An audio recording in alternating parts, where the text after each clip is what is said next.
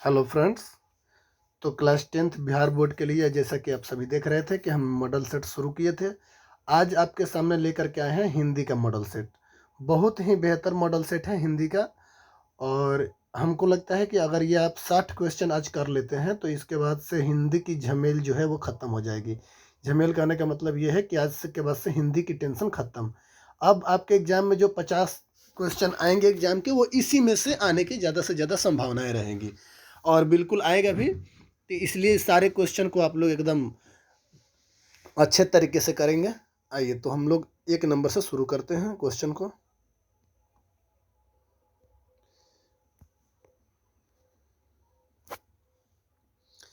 तो फ्रेंड्स, हम बात कर रहे थे क्वेश्चन नंबर 1 की। आइए तो यहाँ से हमारा क्वेश्चन शुरू होता है। पहला क्वेश्चन है कि मछली को लेकर के कौन भागा था। जैसे कि आप लोग पाठ पढ़े होंगे तो आपको मालूम भी होगा कि मछली को लेकर के कौन भागा था फ्रेंड्स। संतु लेकर के भागा था। तो ऑप्शन नंबर बी सही है पहले क्वेश्चन का। जल्दी जल्दी करेंगे हम लोग। आप लोग बस 2-3 बार वीडियो को देखें, आराम से आपकी तैयारी हो जाएगी। दूसरा क्वेश्चन है हिंदी भाषा की लिपि क्या है। तो ये सबको पता है कि हिंदी भाषा की लिपि क्या है, देवनागरी लिपि है। क्या है? देवनागरी लिपि है। चलिए, इसके बाद हमारा क्वेश्चन है पंडित बिरजू महाराज के चाचा का नाम क्या था। तो सबको मालूम है कि शंभू जी महाराज थे। पंडित बिरजू महाराज के चाचा कौन थे? शंभू जी महाराज थे। तो शंभू जी महाराज हमारा राइट आंसर हो जाएगा। ठीक है फ्रेंड्स। चलिए, बहुत अच्छा क्वेश्चन है, आप लोग मन लगा करके करें क्वेश्चन को।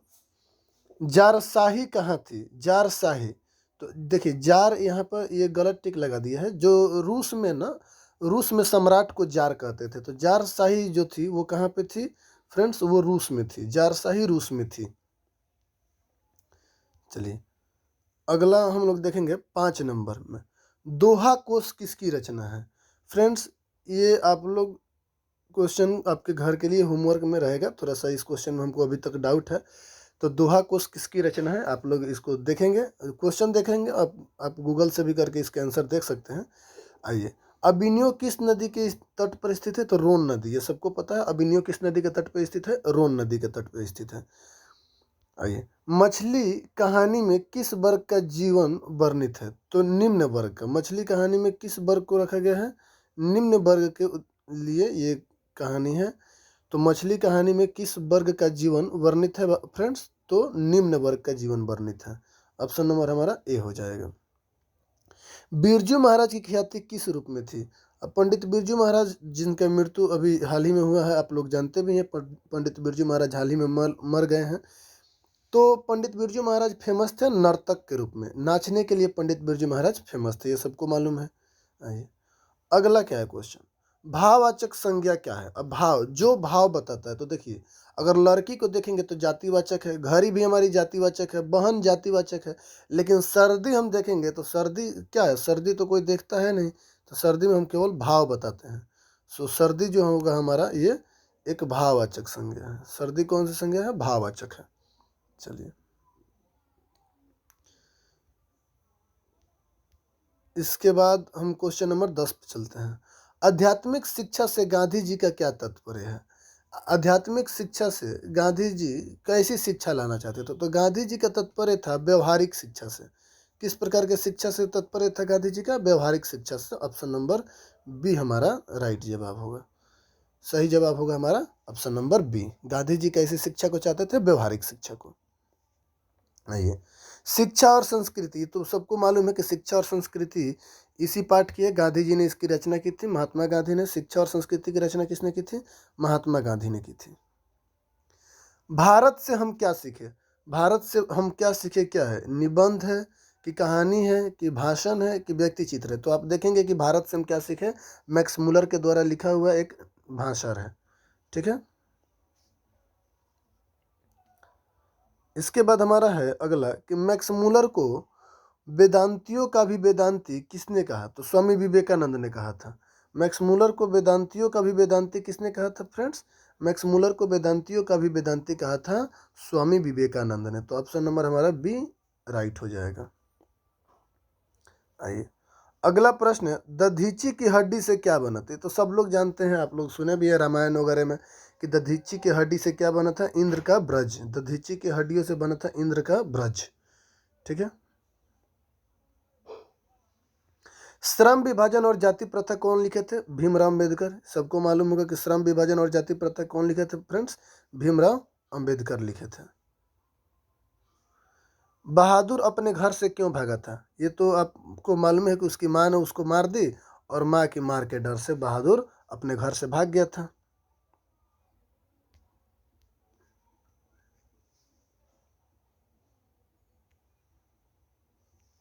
चलिए, बिरजू महाराज की शैली के नर्तक थे।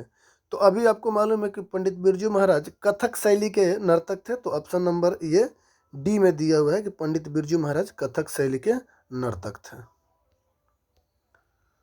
अगला प्रश्न है कि अशोक वाजपेयी का जन्म कब हुआ था? तो अशोक वाजपेयी का जन्म 16 जनवरी 1941 को हुआ था। सबको याद होगा अशोक वाजपेयी का जन्म 16 जनवरी 1941 ईस्वी में हुआ था। विलनो क्या है? विलनो, तो विलनो एक शहर है फ्रेंड्स। विलनो क्या है? विलनो एक शहर। ये प्रश्न बार बार पूछे जाते हैं, वैसे प्रश्न हैं जो आपके एग्जाम में बार बार पूछे जाते हैं। तो विलनो क्या है? विलनो एक शहर है। हमारी नींद, तो हमारी नींद आप लोग कभी तक पढ़े हैं कि हमारी नींद के दौरान कुछ इंच बढ़ गए पेड़ कुछ सुत पौधे। ये बहुत अच्छा कविता थी। तो हमारी नींद कविता कहाँ से ली गई है फ्रेंड्स? तो ये ली गई है दुष्चक्र में स्पष्टता से ली गई है। कहाँ से ली गई है? दुष्चक्र में स्पष्टता से ये ली गई है। दुष्चक्र में स्पष्टता से ये ली गई है। ऑप्शन नंबर सी इसका राइट जवाब होगा। आइए, इसके बाद है मेघदूत का जर्मन में अनुवाद किसने किया था? मेघदूत का, तो मेघदूत का जर्मन में अनुवाद किसने किया था फ्रेंड्स? ये आप बता सकते हैं। सातकोरी होता किए थे या ईश्वर पेटलिकर, यहाँ याद नहीं आ रहा है फ्रेंड्स। आप इसको घर पे जा करके थोड़ा सा एक बार इस प्रश्न को देखेंगे कि मेघदूत का जर्मन में अनुवाद किसने किया था। आइए, मंगमा को किससे विवाद था? तो ये तो सबको पता है ना, मंगमा किससे झगड़ा की थी? अपने बहू से। सॉरी, बहू नहीं, मंगमा से झगड़ा की थी। लक्ष्मी के पति का नाम क्या था? लक्ष्मण था। ये तो सबको याद है। लक्ष्मी के पति का क्या नाम था? लक्ष्मण था। वही, किस नदी के बांध के नीचे लक्ष्मी का घर था? लक्ष्मी का जो घर था किस नदी के बांध के नीचे था? देवी नदी के। किस नदी के? देवी नदी के नीचे था। पपाती, अब पपाती आपको मालूम है, पपाती उसकी लड़की होती है और वो अस्पताल में जाती है, बहुत कस के बुखार होता है पपाती को। तो पपाती बेहोश क्यों पड़ी थी? सिर दर्द के कारण कि तेज बुखार के कारण? तो सही जवाब हमारा क्या होगा? तेज बुखार के कारण पपाती जो है वो बीमार पड़ी हुई थी। ये वाला प्रश्न देखते हैं फ्रेंड्स। शुद्ध वाक्य क्या है? इसमें शुद्ध वाक्य को पहचानना है। राम ने पुस्तक खरीदा। राम पुस्तक खरीदा। राम ने पुस्तक खरीदी, क्या होगा? सही सही जवाब होगा फ्रेंड्स, राम ने पुस्तक खरीदी। नागरी लिपि के लेखक कौन थे फ्रेंड्स? गुराकर मूले। नागरी लिपि के लेखक कौन है? गुराकर मूले। तो सही जवाब हमारा क्या होगा? गुराकर मूले। नागरी लिपि के लेखक गुराकर मूले। बहादुर का पूरा नाम क्या था? दिल बहादुर। लेकिन जो उसकी मालकिन थी उसने दिल शब्द को हटा करके केवल क्या कर दिया? बहादुर कर दिया। तो बहादुर का पूरा नाम था दिल बहादुर। बहुत ही मजेदार प्रश्न आप देख रहे हैं यहाँ पर। परिमारवाचक विशेषण क्या है? परिमार, जिसमें परिमार यानी मात्रा की बोध हो। तो देखेंगे नाया, पाव, सुंदर, ये सब परिमार थोड़े है।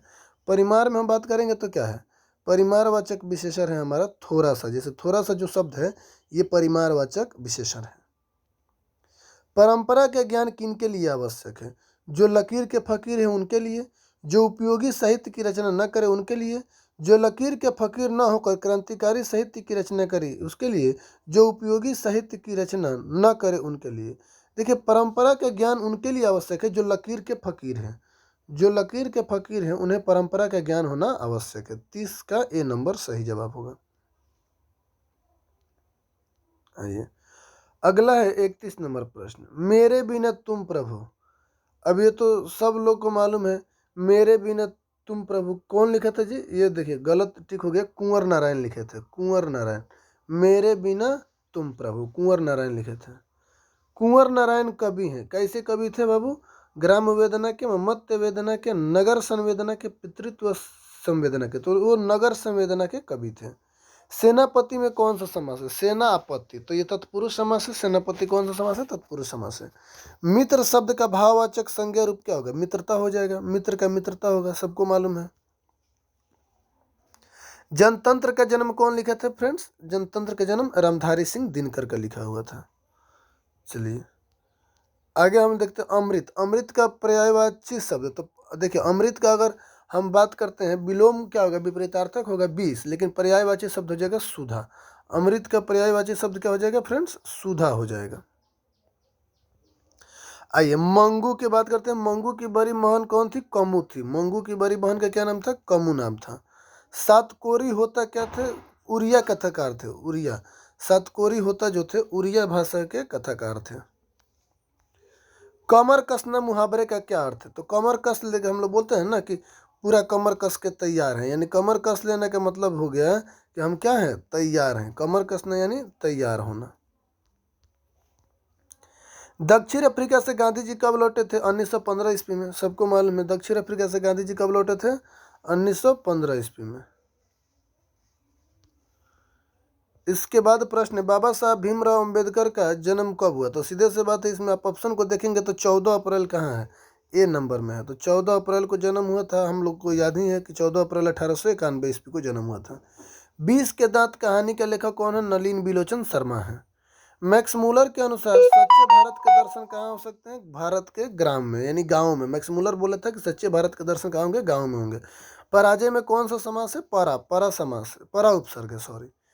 किसने कहा था सब पुराने अच्छे नहीं होते और सब नए खराब नहीं होते? कालिदास। कालिदास बोले थे कि जितने भी पुराने चीज़ है अच्छे नहीं होते और सभी अच्छे चीज सभी नए खराब नहीं होते हैं।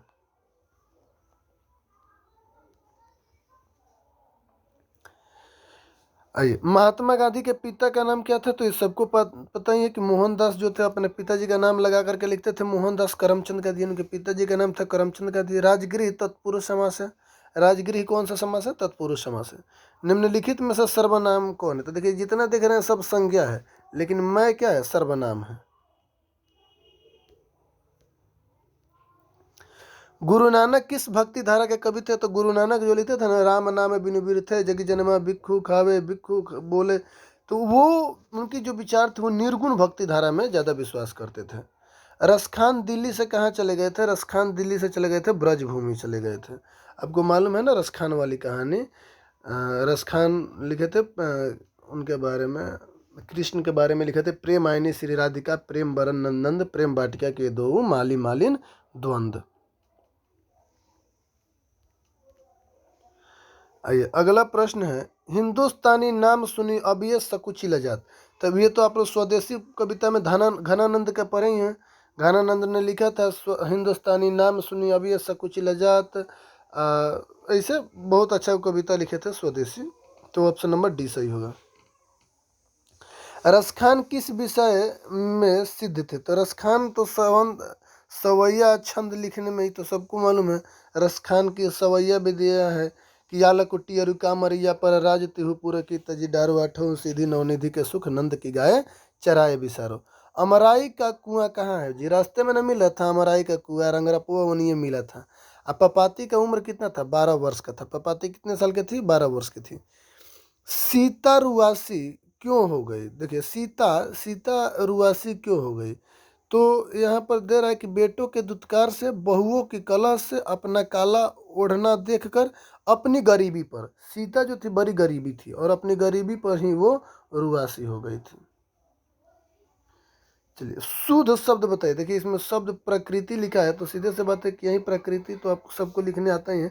थोड़ा सा ये वाला कम दिखता होगा प्रश्न, लेकिन प्रकृति ये नंबर सही है। परिश्रम में कौन सा उपसर्ग है? तो परि उपसर्ग है। परि उपसर्ग है परिश्रम में। हाथ खाली होना मुहावरे का क्या अर्थ है? हाथ खाली होना मतलब क्या? मतलब कुछ नहीं मिलना, कुछ हाथ खाली हो जाना यानी सब खाली हो जाना। अवकाश शब्द में कौन उपसर्ग है जी? अ उपसर्ग है। हिरोशिमा किस देश में? देखिए यहाँ पर गलत लिख दिया। हिरोशिमा कहाँ है जी? जापान में है। जापान के हिरोशिमा और नागासाकी पर ही परमाणु बम गिरा हुआ था। तो फ्रेंड्स इस तरह से आज का मॉडल सेट 60 क्वेश्चन समाप्त हुआ। आप लोग मन लगा करके पढ़ें और घर पे इसको अच्छे तरीके से 2-3 बार वीडियो को आप देखें एक बार में नहीं हो, 2 बार 3 बार देखें ताकि ये कंप्लीट हो जाए। बहुत ही अच्छा क्वेश्चन हमने इसमें सेलेक्ट करके दिया था और आप लोग इसको करेंगे तो निश्चित तौर पे आपकी तैयारी अच्छी होगी। सारे क्वेश्चन इसमें अच्छे हैं, एक बार देख लेंगे। सारे क्वेश्चन को हम दिखा देते हैं ऐसे स्क्रॉल करके। अगर वीडियो में अच्छे से नहीं दिखा हो तो यहाँ से आप देख सकते हैं एक बार। सारे क्वेश्चन बेहतर क्वेश्चन थे, सारे क्वेश्चन अच्छे अच्छे थे। चलिए फ्रेंड्स, तो ये हो गया हमारा 1 नंबर। 1-2 क्वेश्चन हमने छोड़ा था तो आप उसे देख लेंगे, घर पे कर लेंगे। आज के लिए इतना ही, बाय बाय, फिर कल मिलते हैं। अगर वीडियो अच्छा लगे तो लाइक शेयर और सब्सक्राइब जरूर करिएगा, नहीं लगे तो फिर कोई बात नहीं, कमेंट करके हमको बताइएगा, हम और अच्छा करने का प्रयास करेंगे। Thank you, have a nice day.